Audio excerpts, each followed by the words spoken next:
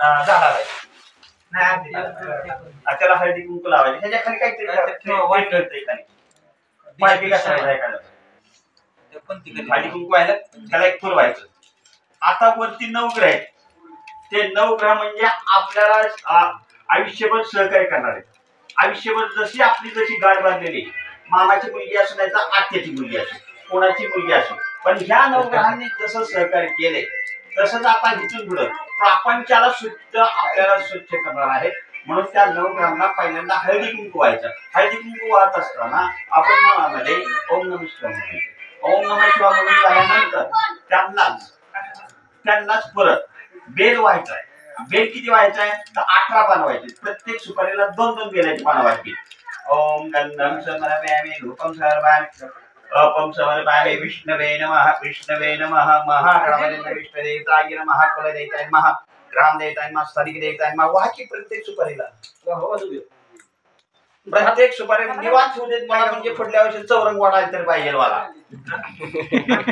ते पुष्वी माझी अगं पिशवी माझी विष्णुदेवताय नमः कुलदेवताय नमः ग्रामदेवताय नमः स्थानिकदेवताय नमः.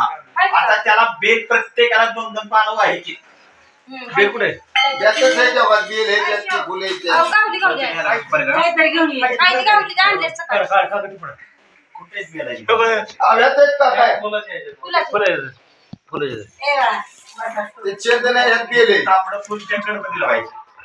आपण सुपारी पूजन केलं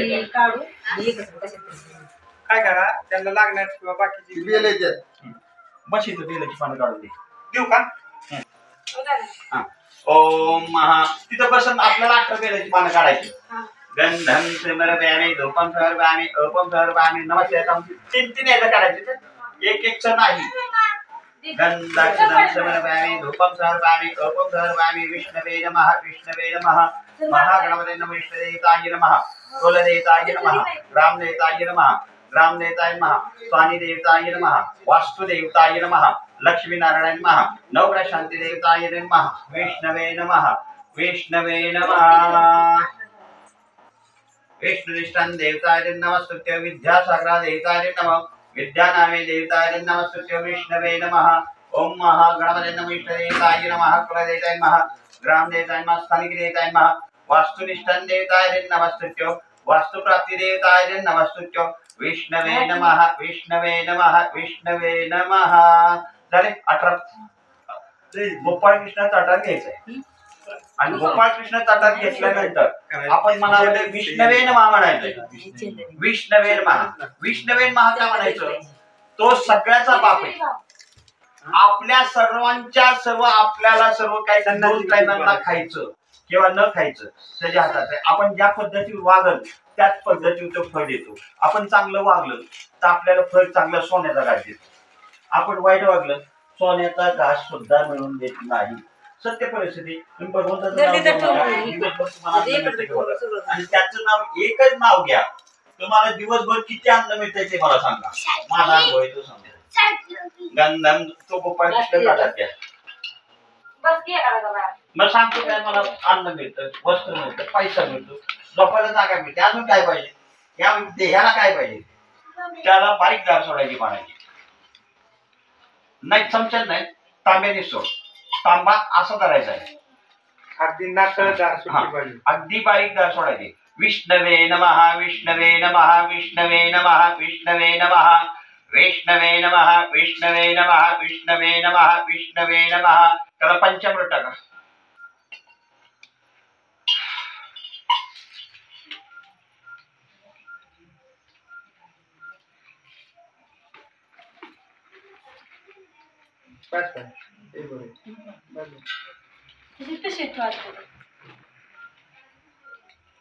परत पाणी त्याची धार सोडायची.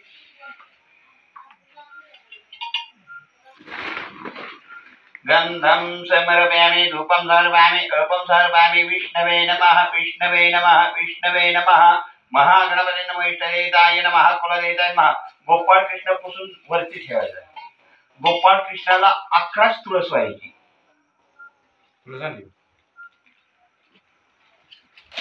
कडकडीनं अंगठाचा अंगठा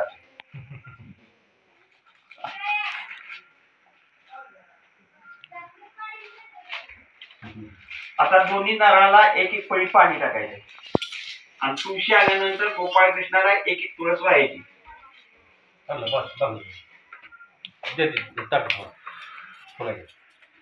आता ठेवायचं सावकाश होऊ द्या.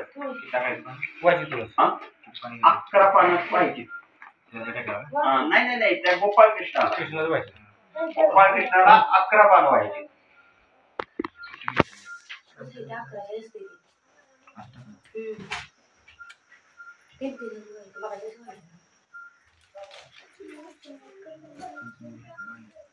आहे का उदबत्तीला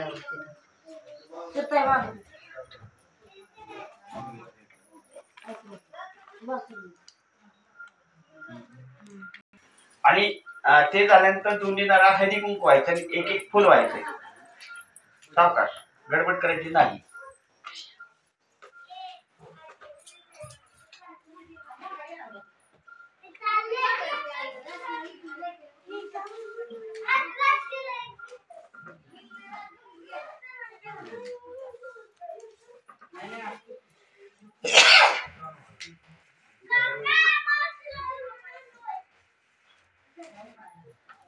एक खोरला वागी